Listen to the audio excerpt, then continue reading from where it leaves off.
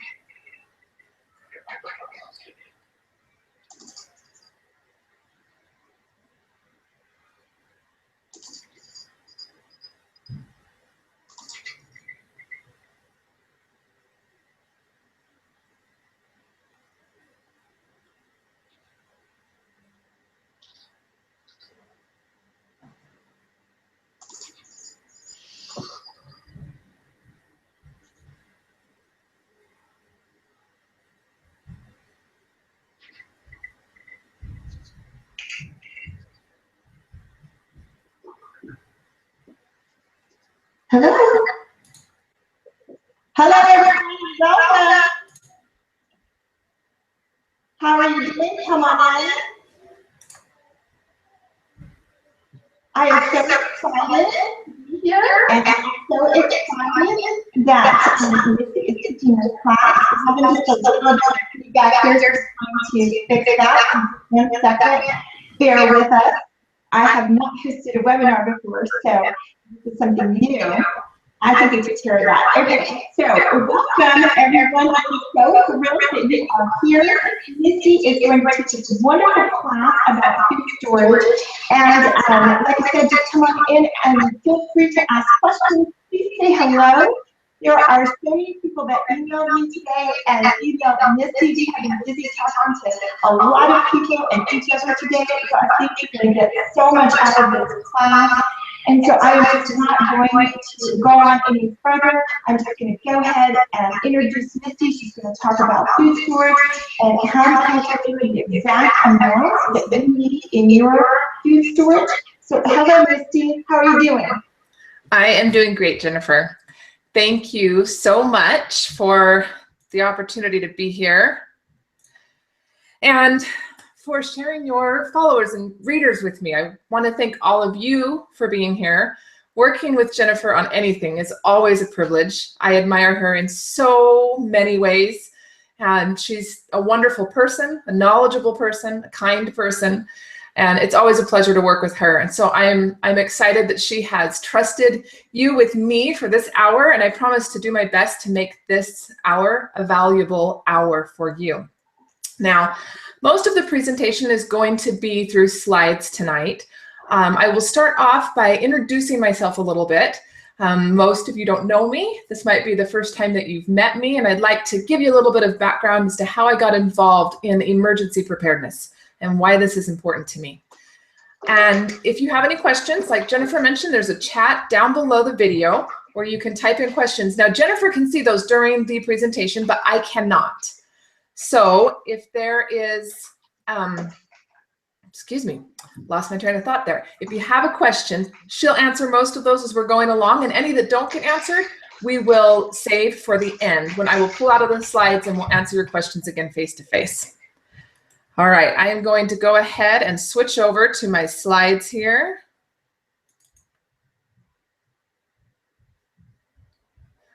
All right. So I grew up being taught by my parents and by my church that food storage was important. We drank powdered milk and had buckets of weed in the basement. My mom even gave me a 3-month food storage supply as a wedding gift. But to be honest, I didn't really believe in food storage as a young adult. I guess I just felt no real urgency to build a solid food storage or to learn how to use what little food storage I had. Even when I got pregnant with twin boys in 2007, I just didn't think a lot about it. I was far more worried about things like diapers and car seats and boppy pillows. But a few weeks before the twins were born, my husband and I moved from Utah to California so that he could attend law school. And we left behind friends and family and 2 good paying jobs in order to do that. We found a little apartment and settled in, but honestly, I started feeling really unsettled internally. I just wasn't sure we'd be able to care for ourselves and our growing family if life threw us a curveball. I sat in this tiny apartment in a large city every day, all by myself with these 2 gorgeous babies. No local support system, no income. My husband was gone 16 or more hours a day at school, and I realized that we needed to be better prepared. So I started Googling emergency preparedness, and some of you may have done the same thing, and I found a lot of information. Some of it was helpful, but quite honestly, a lot of it was fear-filled, and all of it was somewhat of this hodgepodge of disconnected and sometimes conflicting advice. There was no real step-by-step system telling me what I should do first, and then next, and next, and then last. A lot of the information didn't apply specifically to my family and our needs. I was afraid of all the different scenarios I was reading about online, but I felt helpless, and I couldn't figure out how to get prepared for those things. Studying up on emergency preparedness in this way was kind of squashing my optimism and making it difficult for me to enjoy my everyday life. I wanted simple, down-to-earth information that fit me, just a normal mom wanting to do her best to be ready to care for her kids. And not being able to find that type of information made me feel really panicky and vulnerable. So I did what I often do when I feel helpless, and I turned to God in prayer. He helped me to realize 2 things. First, He wants me to enjoy my life, my kids, my husband, the beach, the mountains, the rain. Life is to be enjoyed. And second, He loves me similarly, though more perfectly, to how I love my own children. He expects my best. And He's not going to save me from every tough situation, but He does have the power to help me learn and develop character through those tough situations. As I realized those 2 things, I was able to let go of my fear and obsession. I realized that all I needed to do was my best. And honestly, at that point in time, my best wasn't that much with no income. But I realized that even if the bad things I feared happened, God could make them meaningful in my life in some way. He could use them to school me and my children, and so they became a little bit less scary. However, this didn't get me off the hook when it came to working on emergency preparedness. Just like I expect my children to work hard and do their best because it's good for them to not always rely on me, God expects the same from me. My best wasn't much at first, but I started doing what I could.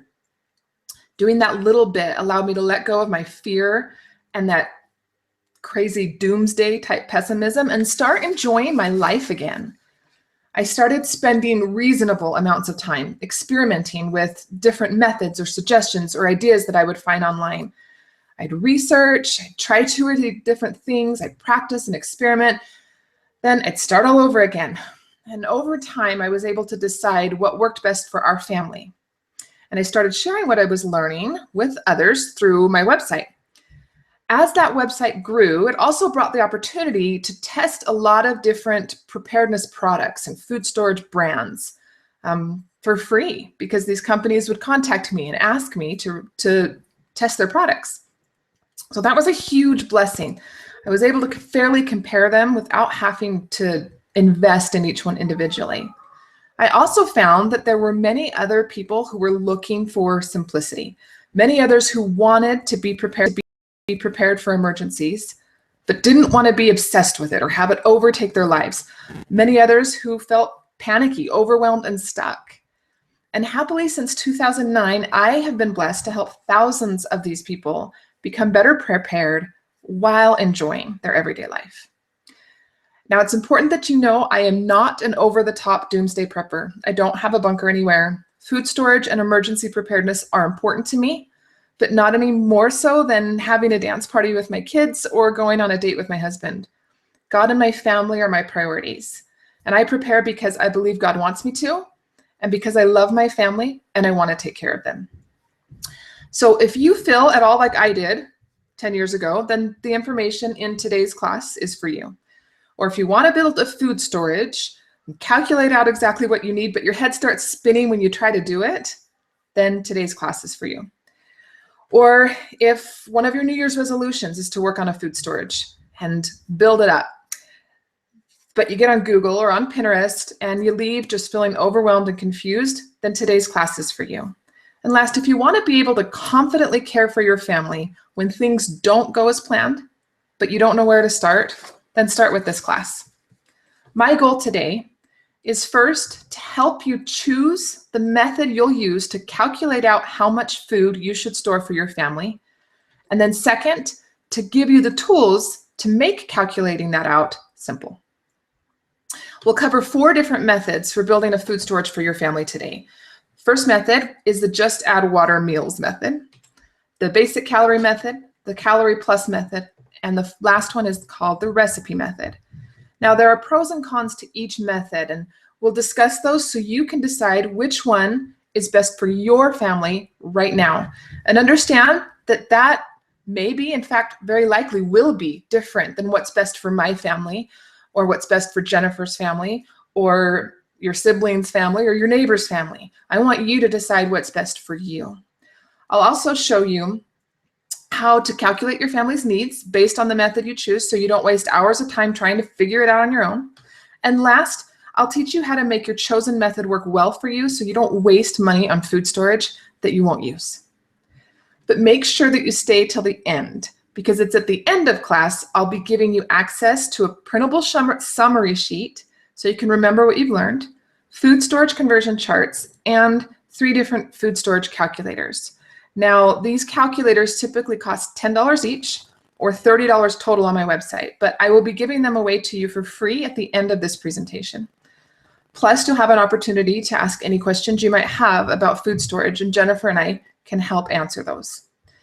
Now, please know I'll cover as much as I can today, but my focus is going to be on calculating out a food storage for your family. I simply can't give you everything I've learned in the last 10 years in just 1 hour. So I will give you an opportunity to learn more and continue to work with me at the end of today's class. All right, let's jump in.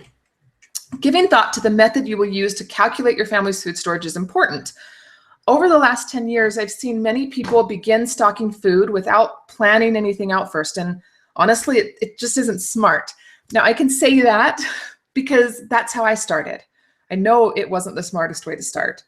Yes, storing some food is better than storing no food, but starting without a plan creates inefficiency, which results in wasted time and wasted money. And I don't want you to waste either one. So as I walk you through your choices today, give some serious thought to what will work best for your family, and remember that might be different than what works best for my family. That's okay. All right, the first choice for building your food storage is to use pre-made just add water meals. These are pouches of food that have a number of different ingredients in them to make a meal. One example might be a pouch that has oats, freeze-dried fruit, nuts, and a bit of sugar in order to make hot cereal. Another might have noodles, tomato powder, mushrooms, seasonings, and freeze-dried sausage that you'd use to create spaghetti. In order to eat them, You simply add hot water, let them sit for a bit, and you're good to go. Now, at first glance, Just Add Water meals are very appealing to some people for two main reasons. First, they make planning what you need to store very easy. You simply buy a bucket full of the number of meals you want, and bam, you're done. No fancy calculators needed. Second, they're easy to use. There's no need to learn to cook with your food storage when all you've got to do is add water, right? In addition, there's one other reason I personally store a few of these. In a disaster situation, I may not be able to find 8 different ingredients, pots, pans, dishes right away. For this reason, I keep a few Just Add Water meals upstairs in my regular pantry, in my 72-hour kit, and in my car. The convenience would be very valuable for the first few days following a disaster. However, I have found that some people don't know about some of the downsides to Just Add Water meals. Here are 5 I'd like you to consider. First, they honestly just don't taste great. I've tried almost every brand out there, and I have yet to find one that just blows me away. Wow, that's amazing. It tastes wonderful. I haven't found one. Some of them are definitely edible, but everything's in the same bag. So the flavors kind of all mesh together. And because you have to cook everything for the same amount of time, it means you're going to have to choose between soggy noodles or crunchy beans and meat. Second, they're difficult to rotate. Most of this is because of the not so great taste. It's unlikely your family's going to want to eat these meals instead of your regular dinners made with fresh ingredients. You're going to get some pushback there. And if that happens, they may just sit on your shelf and not be used unless you're forced to use them. And if you're never forced to use them, you'll end up tossing out thousands of dollars of food. And I would really like you to avoid that. Third, they don't offer a lot of nutrition. There's a few reasons for this. First, when you mix ingredients like that and you want to have a 20 or 25-year shelf life, you have to include additives and preservatives. So these Just Add Water meals typically have enormous amounts of salt, MSG, sugar, or other damaging additives. Now, eating these for a few days isn't going to permanently damage anyone's health, but eating them for a few weeks or months will.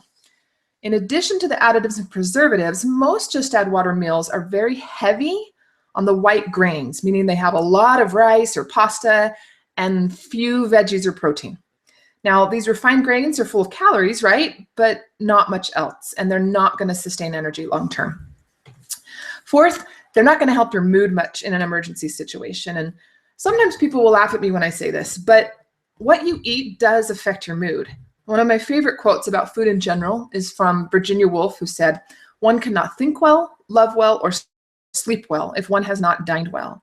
And personally, I can't think of a time when it will be more important to think, love, or sleep well than following a natural disaster or during a period of financial insecurity. So both the inferior taste and the inferior nutrition are going to contribute to kind of this maybe grumpy mood you might have when you need to be happy. Last, they cost a lot. At first glance, they often seem to be an inexpensive option, but unfortunately, this is deceiving. For example, a bucket may claim to have, say, 30 meals in it for a family of 5. But when you actually look at the calories or serving size, each person is getting less and sometimes far less than 1,000 calories per day. I've seen some of these meals as low as 400 to 600 calories per person per day. And since you can't reasonably survive, at least not well, on so few calories for weeks or months, you might need to buy 2 buckets or 3 buckets instead of 1 to give you a sufficient supply, and that's going to double or triple your cost. In addition, some companies do provide, say, 2,000 calories per day. But when you look a little closer, a large portion of those calories is coming from sugar-filled drinks and not from food. So you might get, say, 1,200 calories from food and the rest from sugar. In addition, if you need to supplement those highly refined grain meals with additional fruit, veggies, or protein, that's also going to increase your cost. I've found when I calculate out cost per calories for actual food, Just Add Water meals are almost always the most expensive option. So in summary, Just Add Water meals are a good option if you're paralyzed by the effort and time required by the other 3 options we'll discuss today. And if you do choose to use Just Add Water meals for your long-term food storage, here are some tips to help make it work for you.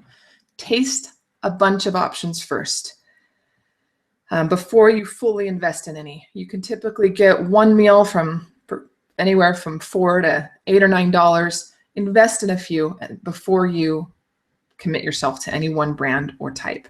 Set a schedule to eat one of your Just Add Water meals every month or so that you're rotating through them and don't waste them. Put a reminder on your phone if you need to. Try to find options with less additives or preservatives in them. Now, if you do that, there are companies out there that do not have additives or preservatives in their Just Add Water meals. What you lose in that case is the shelf life. So if you find a company that claims a 25-year shelf life and no additives, run away. It's not going to work.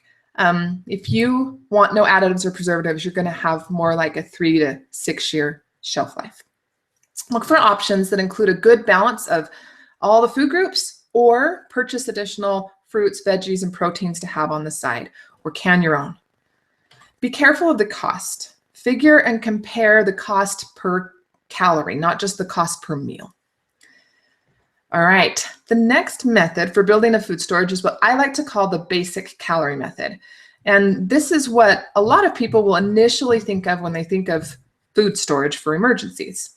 The basic calorie method includes basic life-sustaining foods such as whole grains, beans, oils, sugar, baking supplies, powdered milk, those types of things.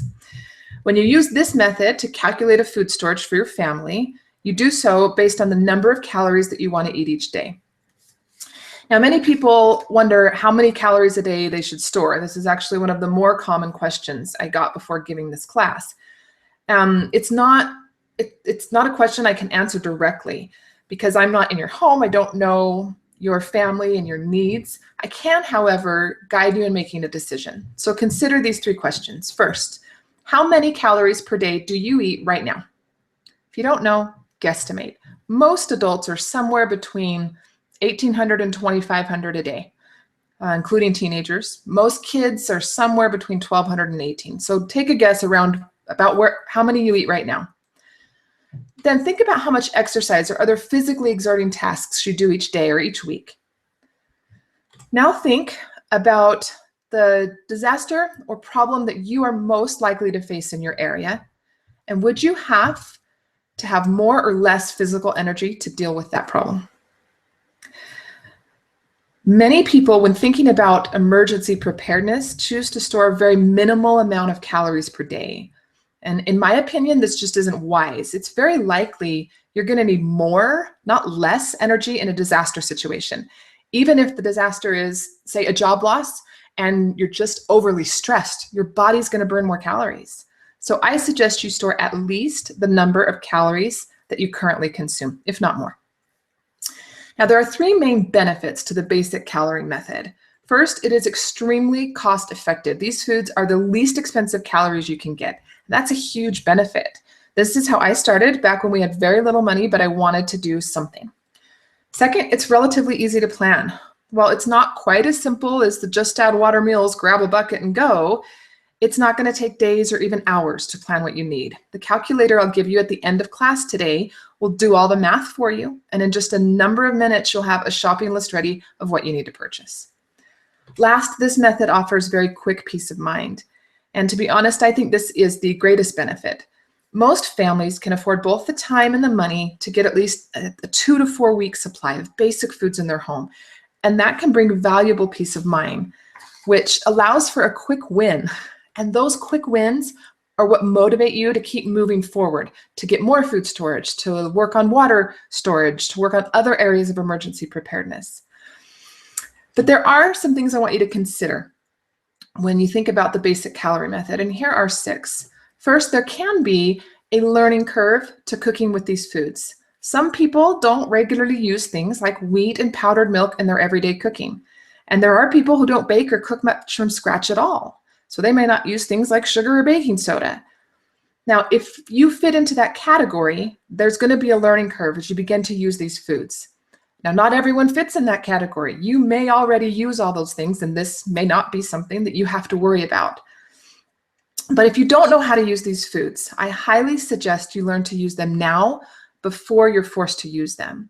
If you store these types of foods but don't learn how to use them, you're going to increase your stress during an emergency when stress is already high. Just think about it. Having to learn how to use wheat when the internet's down and you didn't realize you needed a wheat grinder to turn it into flour might just put you over the edge. Second, basic food can be difficult to rotate. Now, once again, this is only true if you fit into the category of those who don't cook from scratch and don't want to. If you're in that category, you're going to find it difficult to rotate through these basic foods. And even if you're disciplined enough to learn how to use them, which I highly recommend, if you don't make the time to use them somewhat regularly, they're just going to sit on your shelf and not be used unless you're forced to. And once again, that's a huge waste of money. Let's not do that. Third, eating only basic foods can cause food fatigue. Like I mentioned earlier, what you eat affects your mood. Excuse me, I'm trying to go too fast here because I'm trying to pack in all this information. I'm getting a little bit tongue-tied.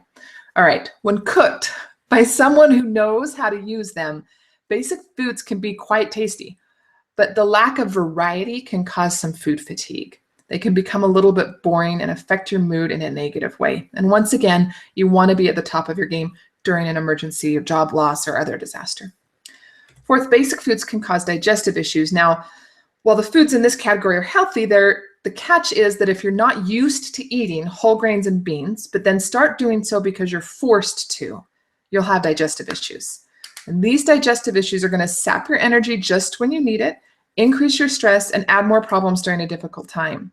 In a true emergency situation without access to quality medical care, these issues can become dangerous, particularly if you care for young children or the elderly. However, if you already know or learn how to use these foods and then do so regularly in your everyday cooking, this isn't going to be an issue for your family. Fifth, basic foods are missing certain nutrients. While none of the foods found in the basic food storage plan are unhealthy, they do lack the nutrients found in fruits and vegetables. And you can get a lot of those nutrients by sprouting your grains and beans, but not all of them. Last, it is difficult to create full meals with just basic foods. This method simply calls for storing enough basic calories to sustain life. But those aren't balanced calories, and it doesn't automatically mean you'll be able to make full meals out of the calories you have stored. Yes, you can rotate through the ingredients by making bread or serving a side of beans for dinner, but it can be very difficult to create full meals from just basic ingredients. So in summary, the basic calorie method is a good option for those who are on a tight budget, who like or are willing to learn to cook from scratch. And if you choose to go with this method, please make sure you learn how to use the food you store if you don't already know how. Make certain you have a grain mill so you can turn your grains into flour. Cook from scratch at least weekly for two reasons. First, to rotate through your food storage so you don't waste it. And second, to make sure your digestive systems are used to whole grains and beans. Next, store your family's favorite spices and herbs in addition to what the calculator will recommend to help avoid that food fatigue. Learn to sprout grains and beans, and then consider gardening or storing fruits and veggies at some point in the future as your finances allow. Now, what I call the Calorie Plus method is similar to the basic calorie method, but it's more robust. This method still uses grains, beans, powdered milk, baking supplies as its base, but it also includes fruits, vegetables, condiments, meats, even cheese if you want it. What you need to store is still based on calories. It's just balanced calories. And there are four main benefits to the Calorie Plus method. First, it's still relatively easy to plan. With the Calorie Plus method, you're going to have a few more items to choose from in the calculator, but it's still a simple process that doesn't take a huge amount of effort. The food you store is well balanced and nutritious. With the calorie method, you're focused on those balanced calories, and you're going to store foods from all food groups, which means your food storage is better balanced and nutritious overall. You also won't experience food fatigue because of the wide variety of food you're storing, and creating meals will be easier. Now, it won't be quite as easy as the recipe method, which we'll talk about next, but creating meals from food storage built using the Calorie Plus method is easier than just the calorie method because you have things from all the food groups. However, there are still a few drawbacks I'd like you to consider if they apply to you. First, that learning curve is still going to be there if you don't know how to use those basic foods, because this still includes things like whole grains and beans and powdered milk. Second, rotation can still be difficult. And again, that's because it still requires a lot of from scratch cooking. And if you don't have or make the time to create meals with your food storage regularly, it's just going to sit on your shelf and possibly be wasted. Third, you may still experience digestive issues. And once again, that's simply because this method is still grain and bean heavy. But again, that can be solved by regularly using the food that you store. And last, it can be difficult to create full meals. Now, I know I've listed this as both a pro and a con under this method. I want to emphasize that if you choose to store food based on calories, that doing so using the Calorie Plus method will make creating meals easier than doing so using the basic calorie method. And that's why I've listed it as a pro. But anytime you store food based on calories, you may still end up with some awkward meals. This is because even if you have a balanced number of total veggies, grains, dairy, all the food groups, you may have too much or not enough of one specific ingredient. For example, you may end up with a lot of extra spaghetti noodles, but not enough tomato sauce. So in summary, the Calorie Plus method is a good option for those who want a well-balanced food storage, don't need the least expensive option, and aren't ready to spend the time required for the last method we'll discuss today. And if you choose to go with the Calorie Plus method, be sure that you learn to use the food you store if you don't already know. Make certain you have a grain meal so you can turn your grains into flour, and then cook from scratch at least weekly so you're rotating through your food storage and making sure your digestive systems are used to it. Now, the last method for building a food storage is what I call the recipe method. And the idea behind this is that you should store the ingredients you need to make specific recipes instead of just storing a certain number of calories. To do this, you have to get more organized. The first step is to gather recipes that your family likes to eat. And I highly recommend that you do exactly that. You don't need to go out and look for new recipes. The purpose or the strength, the positive things that come from the recipe method is the idea that you're storing food your family likes and uses regularly. Once you've gathered your recipes, you can convert those recipes to use all shelf-stable ingredients. And then you calculate how much of each ingredient you need for the supply that you want, a 1 month or 3 month or 12-month supply, whatever your goal is. Now, converting recipes to use shelf-stable ingredients isn't possible with 100% of recipes. For example, there's no full steak or full chicken breast available in a shelf-stable format. But with the amazing shelf-stable foods that are available today, it can happen for most of your recipes. I'd say around 60 to 70%. Now, I'll provide you with some food storage conversion charts at the end of today's class. These charts will help you convert your recipes to either using dehydrated or freeze-dried foods. I have not done calculations for canned foods yet, but there may be some recipes that you already have that use your home canned foods or canned foods from the grocery store. So consider those. Now, there are 5 main benefits to using the recipe method to plan and build your food storage. First, your food is going to be easy to use. When and if you have to use your food storage, this method's going to be the easiest to switch to. There isn't much of a learning curve to making recipes your family already enjoys. Second, your food storage will be well balanced and nutritious. Just 1 minute, I need a drink. A drink of water, that is. All right. Now, some of this is obviously going to depend on how well balanced your family's recipes are in the first place. But at the very least, balancing your food storage on recipes you're already eating means your food storage will have the same level of nutrition that your current diet does. You're not going to experience food fatigue because you're storing food you already like and you get to choose how much variety to include. Rotation is easier, which means you're going to waste less. By storing ingredients for recipes your family already uses, you naturally rotate through your food without much effort. For example, say you're in the middle of making fajitas and you realize you don't have a bell pepper.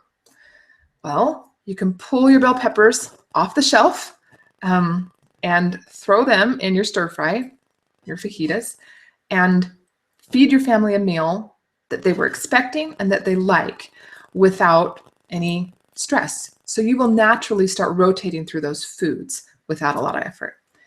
Now, anytime you store food, there are some extra benefits, but sometimes people think the only reason to have food storage is so they can use it after a natural disaster, during a long-term job loss, or because of some other similarly huge circumstance. Now, it would be very beneficial in such circumstances, obviously, but it is possible you'll never face that circumstance. So by storing your food that your family regularly uses in recipes they already like, you're going to benefit your family in more everyday ways. You're going to decrease the time you spend planning meals, making grocery lists, and shopping at the store.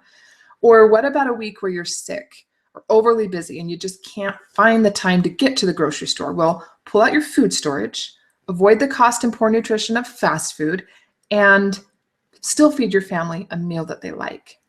Or what about a week with a really bad snowstorm? Power's on, you could drive to the grocery store, but you'd really rather stay home. Pull out your food storage, feed your family a meal they're used to, and keep yourself warm and safe. Or what about a night where you find out a friend or a neighbor just experienced a loss or personal tragedy of some sort, but it's just hours before dinner? Pull out your food storage, whip up a quick meal that you know tastes good to share with your friends, to show you care. So, while having any food storage can help with these things, having food storage that is based on recipes you regularly make anyway makes these benefits even easier to find. Now, there are only two real downsides to the recipe method, but they can both be hard to overcome. First, it's time consuming. You've got to gather your recipes, convert them to shelf-stable format, and then calculate them. And to be honest, that can be overwhelming and just plain hard.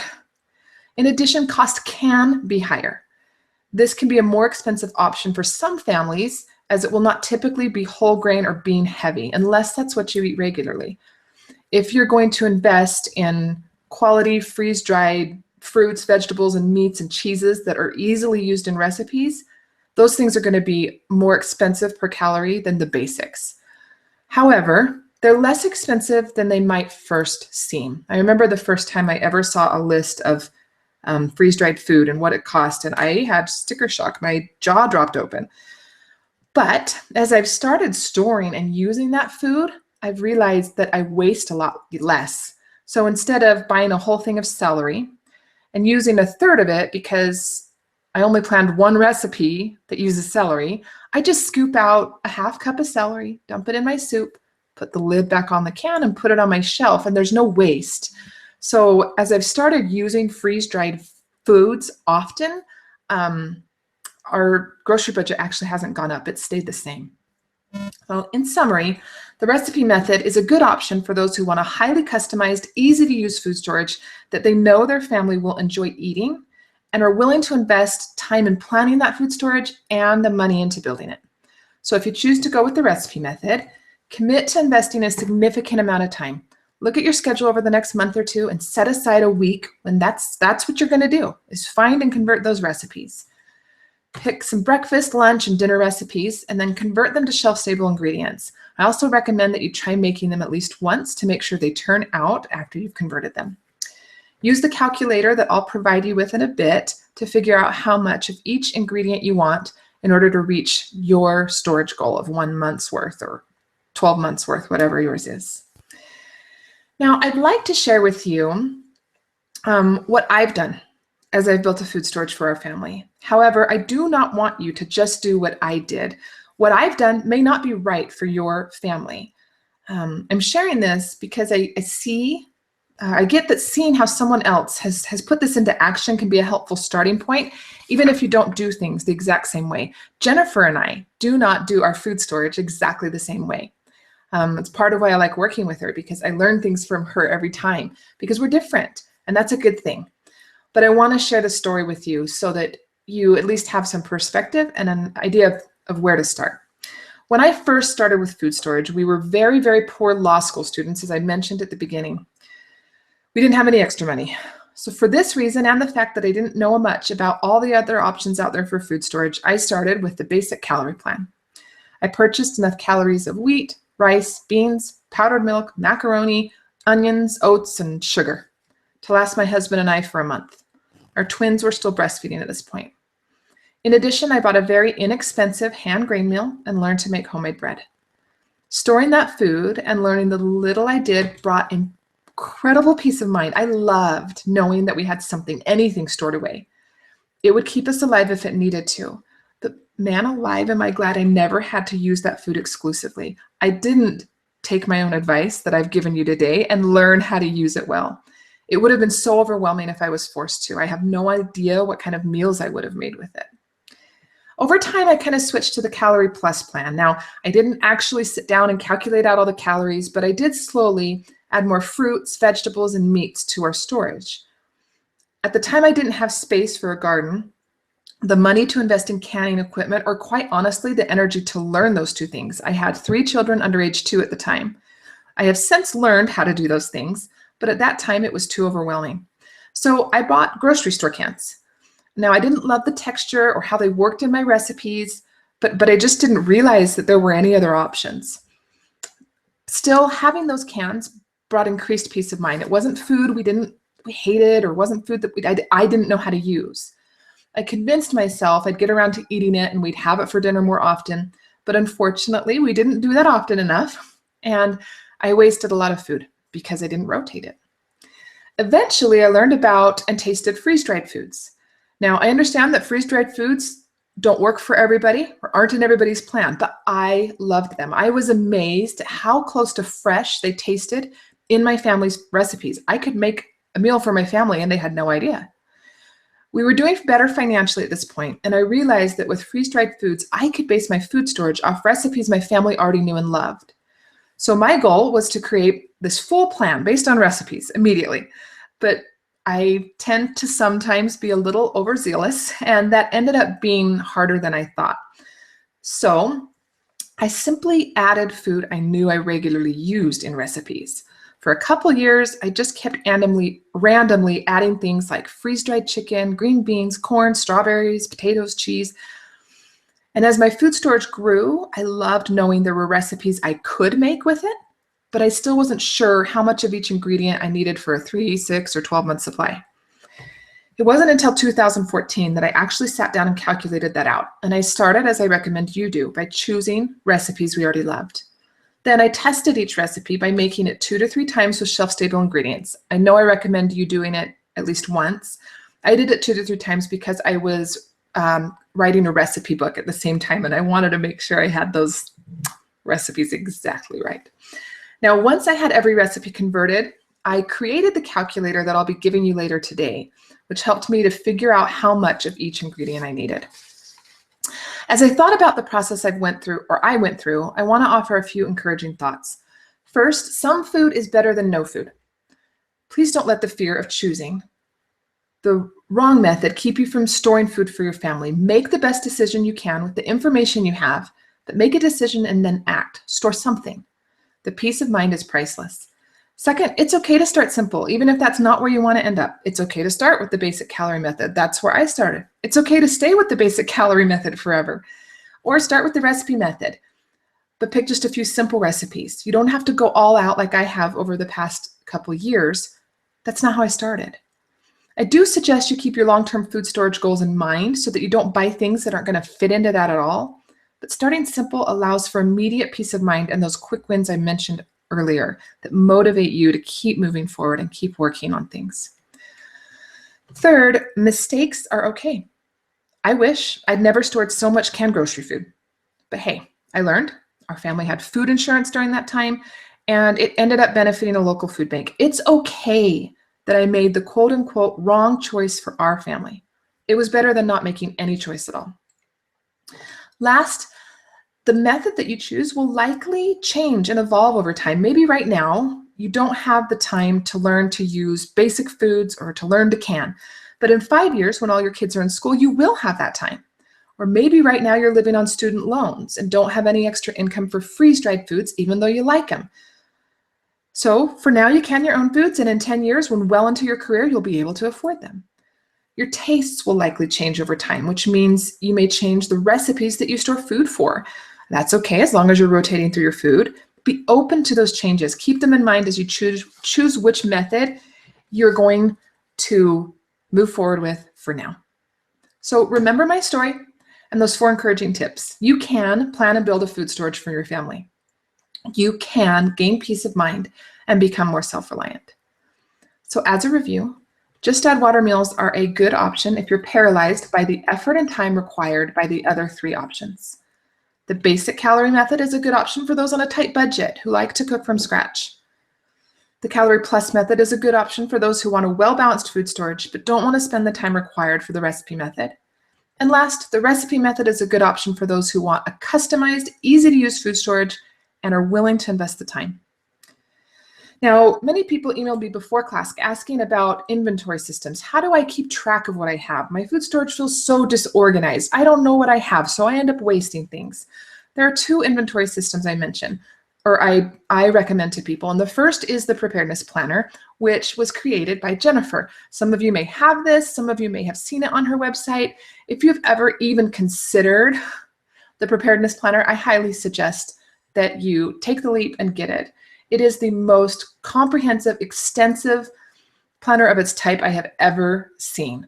It will help you organize not just your food storage, but all of your supplies. Plus, Jennifer is kind and is always willing to answer questions and help if you need that. Second, if you like a, what's the right word? I don't know, smartphone version, I guess. The one I recommend is called Prep and Pantry. Now, I have to throw this out here that I got Prep and Pantry a few years ago and have enjoyed using it and had a great experience with it. But if you go over to the Prep and Pantry app right now, you're going to see some negative reviews. I contacted both the creator and the owner of Prep and Pantry and asked what's going on. They had an update recently that caused some issues and they are working on fixing it. I don't know how long it will take. I'm hoping it's soon. But so as I recommend this, just kind of keep that in the back of your mind. The reason I like this app is over other inventory apps is because it allows you to put things in different areas. So some of you emailed me and said, I just have a really small home. I have to store food all over and that gets confusing. Yeah, it does. If you've got something in Jill's closet and something else under Johnny's bed and something else in the garage, you tend to forget what's where. So this allows you to categorize things. And so you always know what you have. In addition, you scan things in as you put it in your pantry and you scan them out as you take them out. So if you're at the store and you see a sale on, say, rice, you immediately can look up how much you need so you don't buy too much or too little. And you can take advantage of that sale. All right, there are 3 different calculators I've created to help you calculate your food storage needs once you've chosen a method. The first is for the basic calorie method. The second is for the Calorie Plus method, and the third is for the recipe calculator or recipe method. There's no calculator needed if you choose the Just Add Water Meals method. Now, each calculator can be adjusted in various ways to fit your family's current needs. So you may use one calculator now, a different one in a few years, or you might start with a 1-month supply and eventually work up to a 12-month supply. I typically charge $10 for each calculator on my website, but as a thank you for attending this class tonight, for trusting me, as a thank you to Jennifer for trusting you with me, I'd like to give all of them to you for free. Below this video, you'll find a link that says Food Storage Class Free Resources. Now, if you click on that link now, you're not going to be able to access it yet. You need a password that I'll give you in just a few minutes. But once you have access, you'll find the 3 calculators along with videos showing how to use each one. You'll also find a summary sheet of today's lesson, as well as multiple food storage conversion charts and links to the 2 inventory systems I mentioned. Now, I sincerely hope that these tools help you calculate out how much food storage you need for your family. I love helping people. Obviously, my website is also a business that supports my family and allows me to work from home. But I also get a lot of joy out of helping people, and I sincerely hope that these free resources, this class and calculators, help you. If you appreciate the value of what I've taught here today and are ready to get your family fully ready for emergencies, I do have more for you. Now, as I mentioned at the beginning, I simply cannot teach you everything that I've learned in the last 10 years in 1 hour. Excuse me, I need a drink.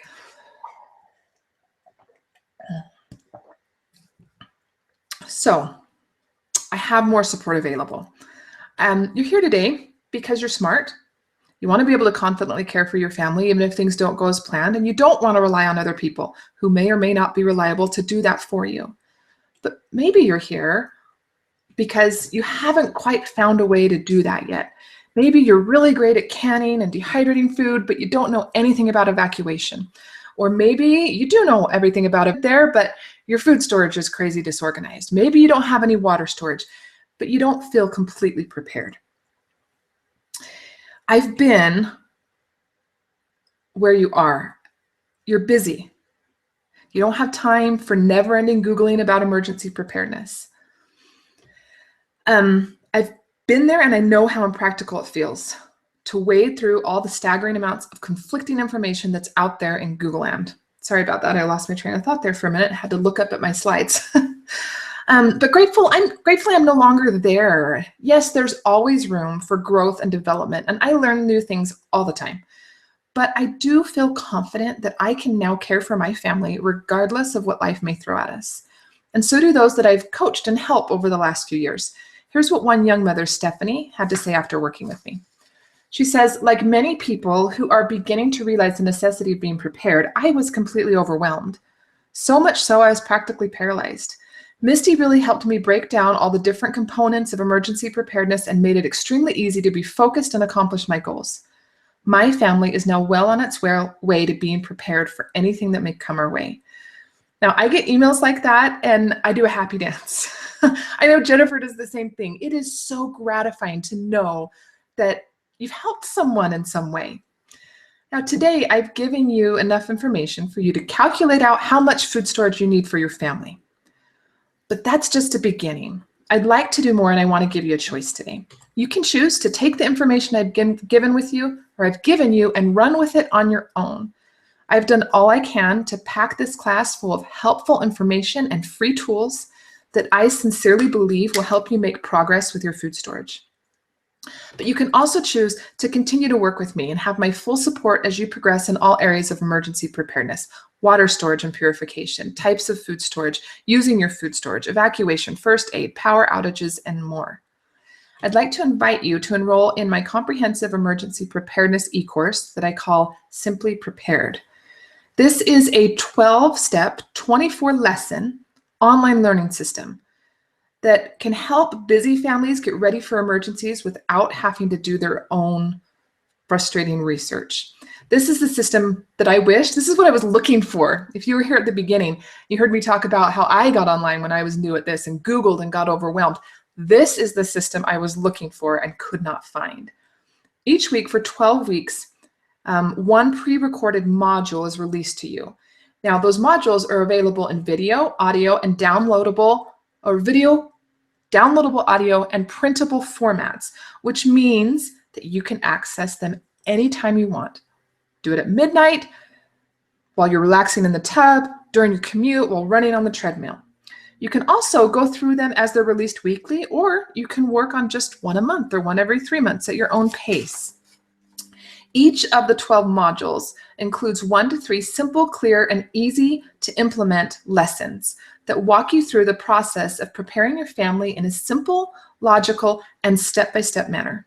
At the end of the first module, Module 0, you'll have the perspective and momentum you need to be successful with emergency preparedness and know where you're going to find the time to do so. The worksheets in Module 1 are really eye-opening for a lot of people. They'll help you avoid the biggest mistake you can make when working to prepare your families for emergencies. You'll leave this module knowing exactly what you need and do not need to prepare for. In Module 2, Storage Space and Organization, you'll explore new perspectives for making the most out of the storage space you have, and you'll learn how and where to properly store and rotate your supplies so that they don't go to waste. In Module 3, you'll create a very practical family emergency plan, and I'll also show you some methods for teaching that to young children without scaring or overwhelming them. In Module 4, I will debunk some of the myths that are out there about how much water you need for your family. I personally believe there's a lot of misinformation out there on this topic. I'll also help you decide what containers to store your water in. In Module 5, you'll learn proven ways to both find and properly clean your water sources in case you don't have enough stored or it becomes contaminated. In Module 6, you're going to see today's lesson. Module 6 goes over the 4 food storage calculation methods you learned about today. But in addition, there's another lesson in this module where we talk about the 3 types of shelf-stable food: canned, dehydrated, and freeze-dried, and we compare them so that you can successfully choose the food that will work best for your family. In Module 7, you'll unlock access to the 3 calculators that you'll get today, as well as some tips. I'll help guide you in setting short-term and long-term goals so that you can start building your food storage one step at a time and find those quick wins. Now, all the food storage in the world isn't going to do you much good if you don't know how to use it. So I will help you save time, money, avoid waste, decrease your daily mealtime stress by showing you how to regularly use the food you're storing, whether that's basic food or dehydrated or freeze-dried food. In addition to food and water, there are many other supplies that are important to a well-rounded emergency preparedness plan.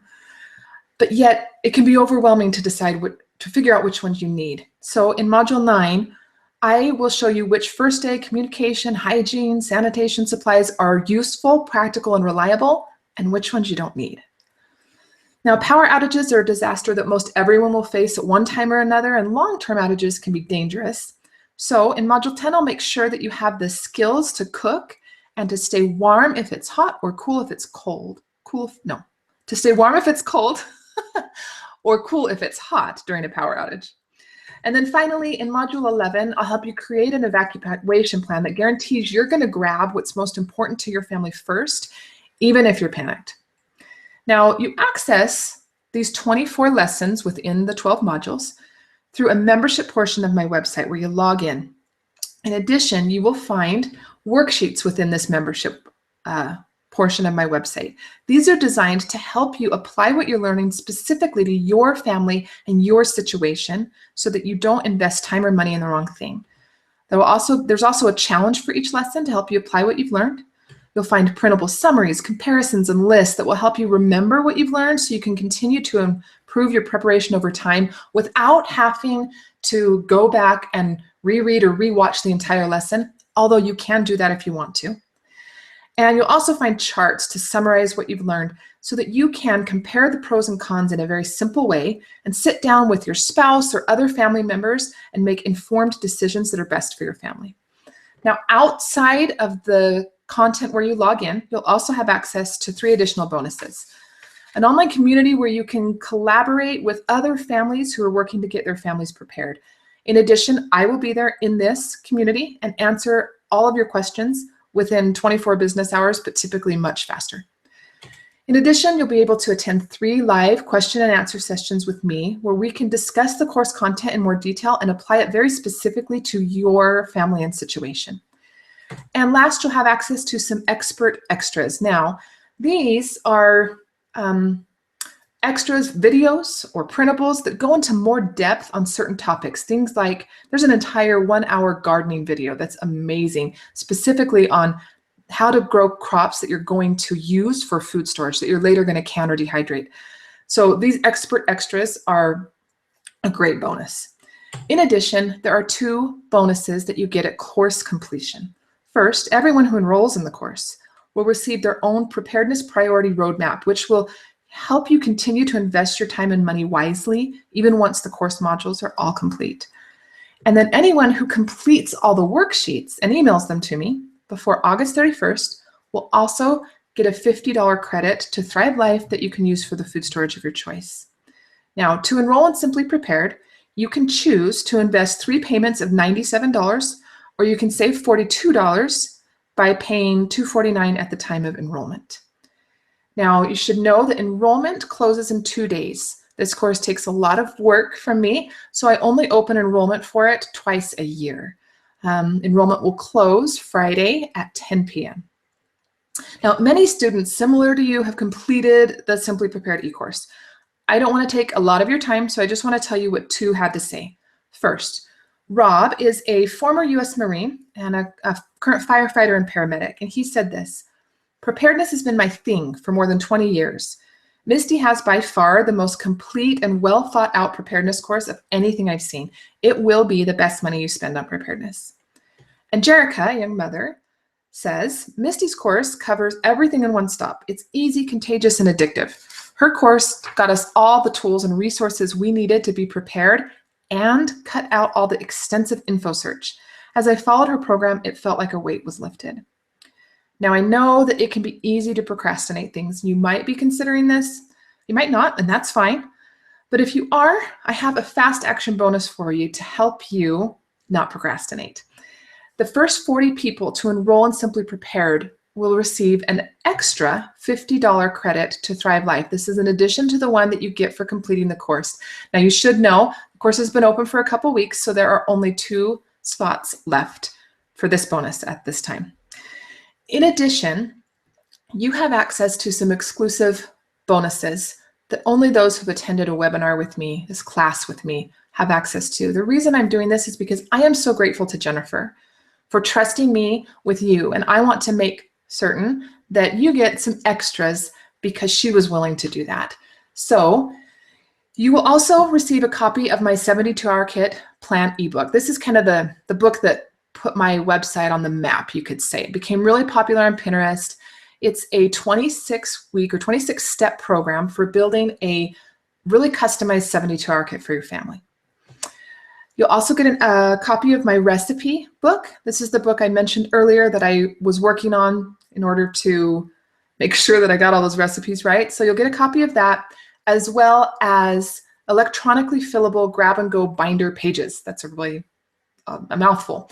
But what this is these are pages that you can type into, print out, and put in a binder to grab and go if you need to. Now, I have a free version available on my website that you fill out by hand, but these that you type into, you can then save to your computer. So if you need to make an edit, it's really easy. All right, remember that enrollment closes in 2 days. So in order to get the full e-course and these 3 bonuses, you'll need to enroll before Friday at 10 p.m. Now, I know that you're busy, so you'll have lifetime access to the materials in the e-course and the community built for it. This means that while the modules are released 1 week at a time, they're never taken away from you once they're released. So if you need to, you can work through the course at your own pace. Plus, all the content's downloadable. So once again, that means you can listen to it in the car, you can read it in the tub, you can watch it while you're on the treadmill. Finally, I want you to be confident and comfortable in your investment. So I offer a 100% money back guarantee. If for any reason you find the course doesn't meet your needs, you have 3 weeks from the start date to request a full refund from me. If you'd like to read more about it, you'll see a button down below that says Learn More about the Simply Prepared e-course. You can click there and read every single detail you could ever imagine about the course, as well as instructions on how to enroll. All right, now let's get to the free resources I promised all of you who stayed till the end. I truly am grateful, and I hope that you know that. I'm grateful for your time today, and I am excited to make these gifts available to you for free, regardless of whether you enroll in my full e-course or not. If you feel that that course would be beneficial to you, I hope to see you there. But if not, hopefully these resources help you get a good start in calculating the food storage for your family. Now you can access the resources by clicking on the button below that says Food Storage Class Free Resources. You'll need to enter the password food storage. You can see it there on the slide. It's all one word, and there is no space between the word food and storage. So FOODSTORAG, all caps, all one word, food storage. On that page, once you get on that page, you're going to be able to download the 3 calculators and watch tutorial videos to help you use them. You'll also find a printable summary of today's lesson and food storage conversion charts. All right, now it's time to answer your questions. Feel free to ask anything about planning a food storage or the e-course. I know Jennifer has likely, I haven't been able to watch, but she's likely been answering some of your questions as we go along. I'm going to stop screen sharing here. Hi. I'm going to pull out of my slides on my other screen over here and move this one this way so I can see Jennifer. I'm going to turn her mic and video back on. You still there, Jennifer? I cannot hear you, Jennifer. 1 second, okay.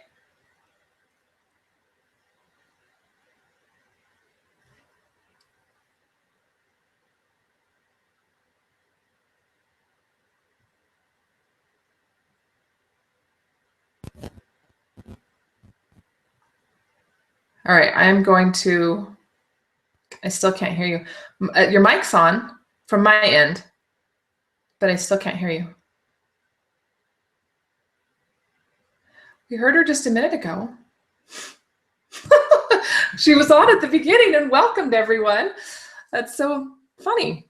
I don't know why it wouldn't work. Let me try. I'm going to try turning your mic off and then back on. See if that makes a difference.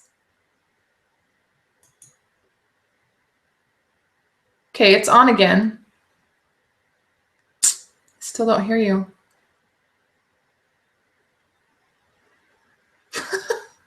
right, I'm going to start going through the questions here. See what's been. Okay, I'm going to open them in a new window so I can see them all here.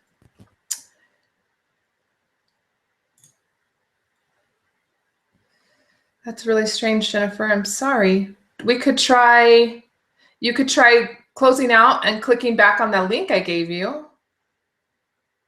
That may work. I don't know. I've not had this problem. Okay, I think she's going to try to come back in here in just a minute. She just clicked off. Okay, I am going to.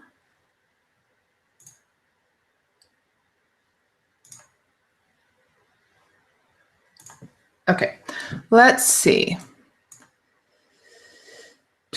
I bought a Wondermill Junior with an attachment that allows me to use it by hand or connecting a drill to turn it. The Wondermill Junior is awesome. That is the mill that I own and recommend. But I think I'm still losing. I think I can hear you. Yay! She's back. Okay, so let me just, yeah, we've had some great comments going on in the, we've had some great comments on the website, and then now I'm gonna try and fix the feedback too. Okay, let me see if we can do that. Is this better? Yes. Okay, there's not as much feedback or echo. No. The resource page is not open. Not Okay. as much. Okay.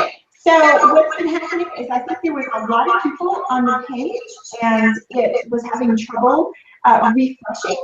And so I encourage some people to go over to YouTube because you're able to watch there. So there's a conversation going on YouTube too. So we've got sort of two chat areas, but the one on the page is where most of the questions are, but it's just to let you know that. And then also some of the questions were what grain meal did you recommend? Okay, so depends kind of on your budget, to be honest. I personally have two. I have the Wondermill electric mill, which I love. They say that they're the quietest, but they're all loud. There's none that are quiet. It's loud, but it works really well. It's extremely fast. It's very clean, and I love it. I also have a hand mill, which is made by the same company called the Wonder Junior, and that is probably the least expensive quality hand mill you're going to find. It can also be hooked up to a drill or a bike so that you can mill things even faster, but it's really fast, even by hand. The one that I bought when I was very first starting was, I think I spent between $30 or $40 on it, and it was the brand is Victorio. You can find it on Amazon. Works fine. You can go from fine to coarse, but it is slow. You're gonna get a workout, and it'll take a while to get enough flour for bread. But those would be the three that I'd recommend. Okay, yeah, so I got some suggestions, maybe you turning your volume down on your computer, would that be a problem? Because that's where the echo is coming from. Okay, let me see. Is that where it's coming from? No, that wouldn't be a problem at all. It sounds perfectly clear to me right now, but it's echoing when I talk? Yeah, it's echoing. My voice is coming through your computer, which is being uploaded. Is that better? Okay, and then we're getting the resource page will open. So what are the directions for that, Misty? Okay, the password is food storage, FOODSTORAGE. It's all one word, all caps. Okay, I'm monitoring both YouTube and your site.